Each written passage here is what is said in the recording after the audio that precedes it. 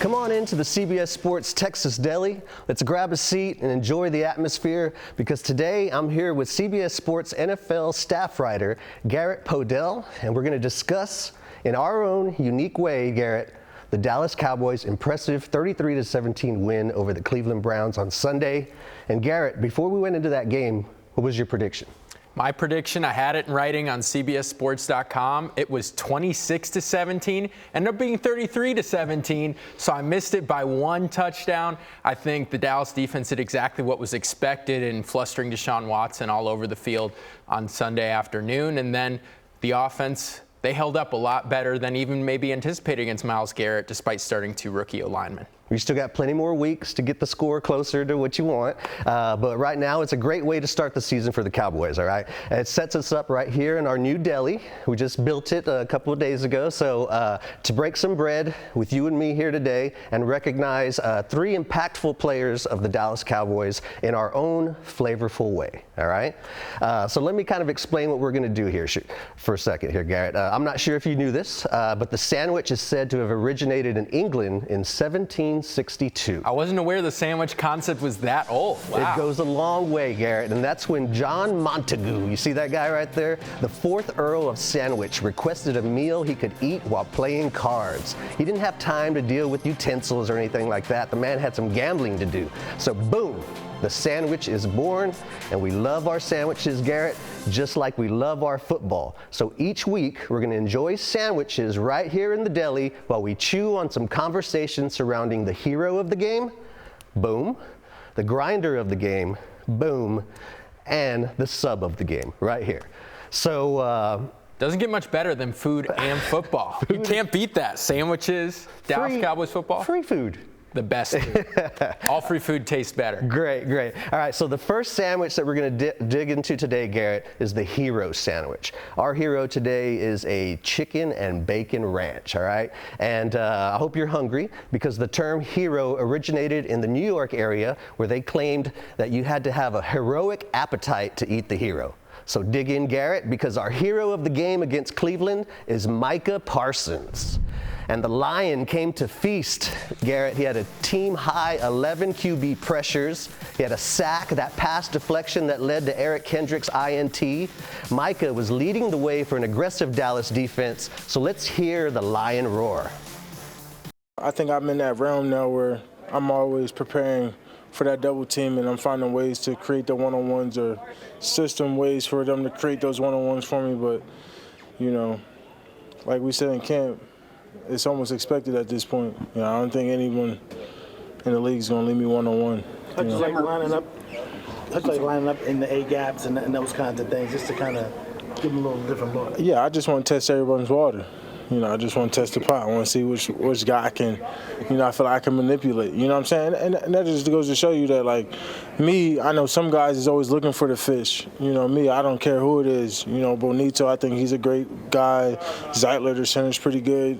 For me, it wasn't even about the tackles. It was just about me feeling like I'm the best and I can just go against whoever. I just think I think this is our first time going against each other and with each other at least, and he kind of got ideas. So, you know, as soon as I come in this morning, you know, I'm sitting with him. He's like, I got this new package in for you. You know, this is help you, you know, clear away some of the chips and get you away from some of them things like that. So it just goes to show you, I mean, you know, he don't just talk about it. He does it, and he plans on using it. Micah Parsons, the hero on Sunday, and the Chicken Bacon Ranch, the hero today here on our deli set. So, Garrett, I got 3 questions for you regarding Micah Parsons' performance. Is Micah Parsons at the assassin level that he wants to be? I would say that he's fully capable of reaching that level, but also his production could be even higher, because I spoke to Mike Zimmer and Micah Parsons this week, and both said he was chipped, which means blocked with a tight end and or running back on more plays than even anticipated from the Browns. And he said he felt like he left 2 or 3 sacks on the table. We have a literal table here. He left on the metaphorical table. I hear you. And so the 11 quarterback pressures, that's great. Okay, he co-led the entire NFL in QB pressures this past week with Aiden Hutchinson of the Detroit Lions. But he feels like in terms of the sack numbers, those could go up a little bit more. And, you know, he was talking earlier about not really seeking out a particular matchup, right? Just going and dominating. So he lined up over almost every defensive line spot in between the guards, in between the tackles, over the center. So he was just hunting for different matchups. And Mike Zimmer told me he schemed up a completely new package for this week for Parsons in order to get that sack number a little bit higher, because he's chasing Defensive Player of the Year and he's hoping for a big-time contract. But first, his focus is on getting that production up. And you can tell when they spoke to him today in the locker room, his eyes are getting really wide because he's getting excited about the ways that Zimmer is going to use them. So let's get into that. Zimmer, how will he utilize in the best way? You already said a few things here, but what do you think is the best way? Are there limits to Micah's potential under Zimmer? I don't think so, because Zimmer used him 90.5% of his snaps at defensive line, 9.5 at linebacker, according to Pro Football Focus. And Micah said last week, I could play safety, I could play slot corner, he could line up anywhere. So for me, I think there isn't one, because defenses have no idea where he's going to move on the chessboard. It's just, can they get to those matchups where it's very clear pass down and distance, so third medium, third and long, and then just accounting for how are the different ways teams are going to try and chip Micah Parsons and use extra blockers. If they can kind of figure that out and get him moving around all over the place, and that's a little bit on him too. He spoke today in the locker room. You saw that video. He's accountable for looking for the different matchups and aligning the defensive front in front of him to maximize his potential.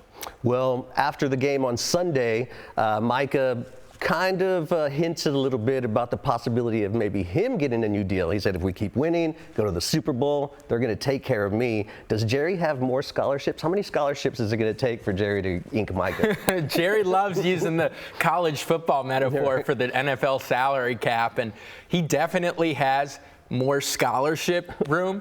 They have, a top 15 amount of salary cap space according to overthecap.com for next season, and ditto for 2 years after that. So they definitely have the space. The extensions for Dak Prescott and CeeDee Lamb will allow them to move some money around and front or backload the contracts, however they want to structure it, in order to have space for Parsons to also be there. So I would say they definitely have the money. Now, if I were Jerry Jones, I would sign him right now.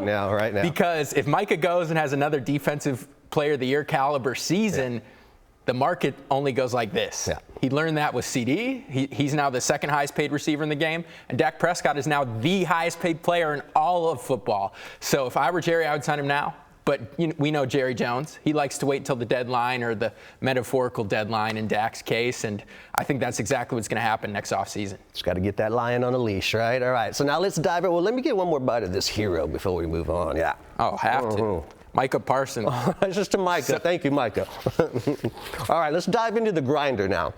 The grinder's a term originated from New England. It's a hot sandwich now. And the term relates to the dock workers that would enjoy them after a hard day's work. And the grinder of the game for Sunday, DeMarcus Lawrence. It was a big day for the 11-year veteran. He just kept bursting off the line of scrimmage against the Browns. 7 QB pressures, 2 sacks, 3 tackles for a loss. D-Law just grinding away all game, and now he has the mic.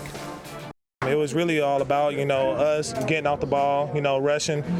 We knew that, they was going to have 2 backup tackles in. So, it was really about, me and Micah putting that pressure on them. The D tackles controlling the run, getting pushed back in the pocket, and, we finished them up.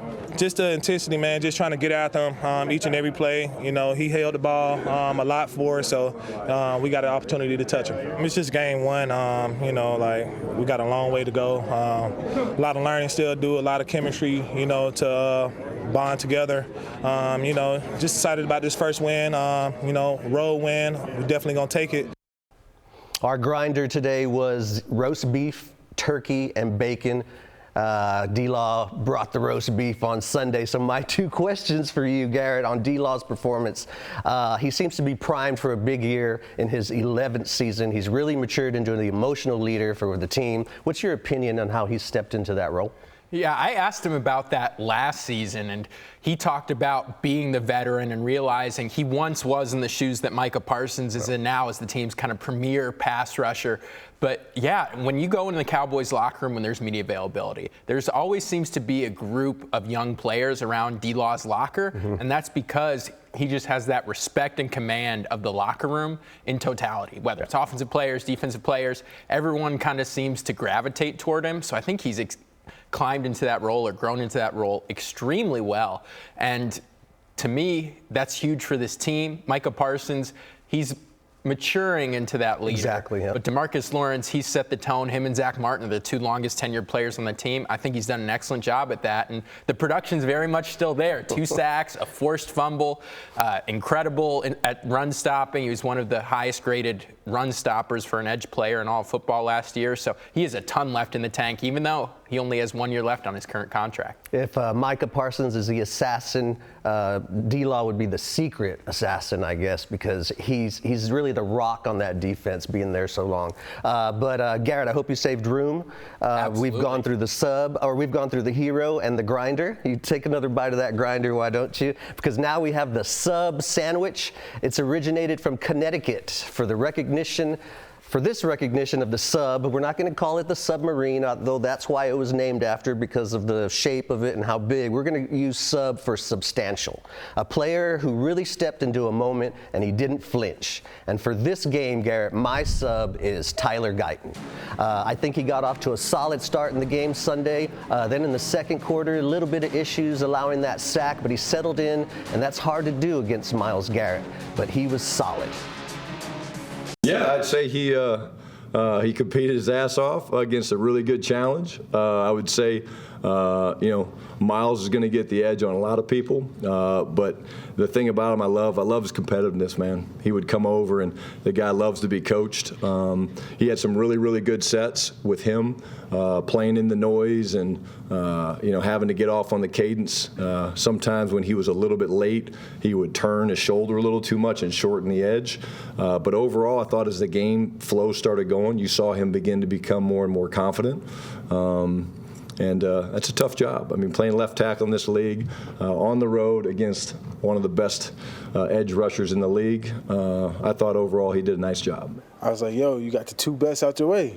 He's like, what you want? Like, me and Mike, you got I feel like you can go against anybody. It's like, is there anybody else you worried about at this point? Micah joking there, saying he's got the 2 best rushers out of the way now since he goes against them in practice all the time. But Guyton was substantial. And I'm giving him the sub of the game for 3 reasons. Garrett, and you can comment on each one after I go, all right?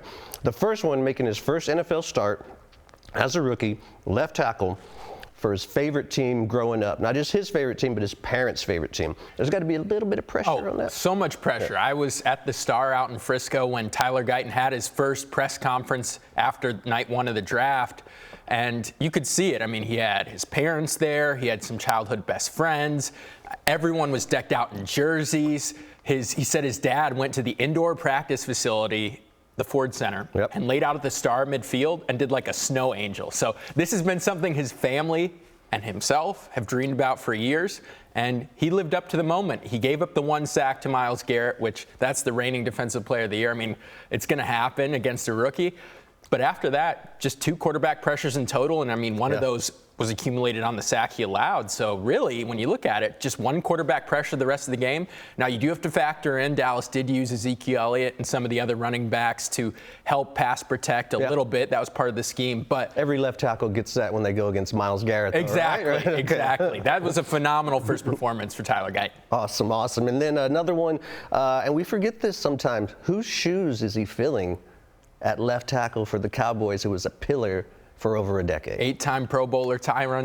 That's right. He's now with the Jets, and he played really well on Monday Night Football against the San Francisco 49ers, a team that has given the Cowboys some issues in the past. But, yeah, you have to shout out Tyler Guyton for coming in there and not being concerned about having to live up to that standard. Right. Dak Prescott even said after the game, Tyler would walk up to him and say, whisper, my fault. A couple times. Dak was like, no, you're a left tackle in the NFL, you're a starter, you don't need to be saying my fault to me, just move on, next play. So I think what that shows there is Tyler Guyton's accumulating to life in the NFL, and his teammates love it. You saw Micah there, Dak. Everyone is very happy with his performance through the first week of the season. And you said it a couple of times already, getting thrown into the NFL fire for any rookie is going to be tough. Everyone in the league is a talent, but to get thrown into your first game against the reigning defensive player of the year and, stay focused. Yeah, he stayed locked in, and I think one of the coolest things about it is he didn't wilt. You didn't see a snap where he went up to Myles Garrett and allowed himself to really get pushed back, except for the first rush where Garrett just torpedoed, and I think that was his sort of welcome to the NFL moment. But other than that, he stayed incredibly locked in and attacked Myles Garrett, and you can't say that for every left tackle who goes up against Myles Garrett. So that was an incredible performance for him, given what you said, first start, first NFL game on the road in Cleveland, a place that's notoriously loud and unfriendly for visitors. That was a great start for him. Looks like the Cowboys might have got a good one right there. All right, so there you have it, guys. We're feasting on football with our Dallas Cowboys. We had our hero of the game, Micah Parsons, our grinder of the game, DeMarcus Lawrence, our sub of the game, Tyler Guyton. Now, Garrett, I was thinking we really should keep a scorecard for these things, because there's a lot of different plays, like hero plays, grinder plays that we can chalk up and show the audience, how we come up with these players that earn these awards, because I know talking to you earlier, you had mentioned there was a certain hero play that you really liked. Absolutely. So we discussed 3 players, but I want to talk about a different one specifically, and that's linebacker DeMarvion Overshown. He was a 3rd-round pick in the 2023 draft. As you can see the play up there, this is 4th down, 3rd quarter. And Deshaun Watson snaps the ball, and he rolls to the right. And you see Micah Parsons, who we've discussed at length, one of the best pass rushers and quickest people in a defensive front in all of football. He's running. DeMarvion Overshown screams from out of the picture smacks Watson for his first sack of the game. He had 11 tackles, which led the entire game. And Parsons said today when we spoke to him, "Whoa, I can't believe what happened. You're going to have people thinking you're faster than me." Right. And it was a play that even shocked Micah Parsons. And a little later, he then said, "I think DeMarvion Overshown could be an all-pro player," which is high praise. And this is somebody who displayed that kind of athleticism in his first game after being back from a torn ACL he suffered last preseason. So barely over a year ago, this guy was getting surgery on his knee and going into intensive rehab. To have that kind of burst right away, I think that's pretty noteworthy. That was the word of the day at the post game, was burst for DeMarvion Overshown, man. The burst that he was showing on that field was very, very impressive. All right, we're now looking ahead to next week, Garrett. It's the Saints coming to town, who also won in week 1, destroying the Panthers 47-10. Is this a rivalry game, Saints-Cowboys? I don't know. I don't feel like they play regularly enough, because Micah Parsons said, this was his first time playing against running back Alvin Kamara, Pro Bowler. So I don't know if it's a rivalry, but geographically, Texas versus Louisiana, I guess you can make the case. Right.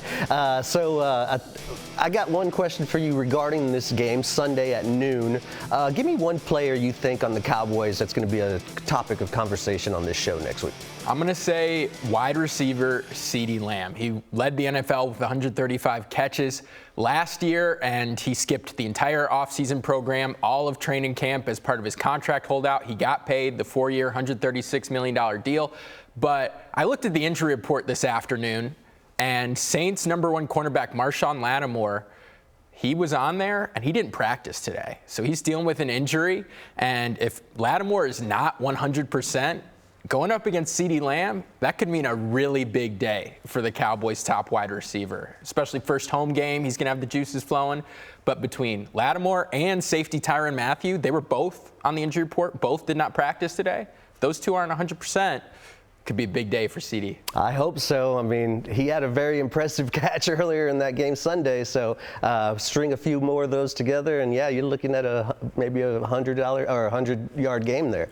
So let's go on, Garrett. I appreciate you joining me here today. How'd you like the sandwiches? Oh, delicious. They're great, right? Fantastic. Sub, hero, grinder every week. We'll change them up a little bit. They won't always be the same, all right? But this is the part of the show to where we'd like to get to know our guest, Mr. Garrett Garrett Podell. You know, you've got a great, interesting job that I'm sure a lot of viewers like to know a little bit about. So, how long have you been on the beat?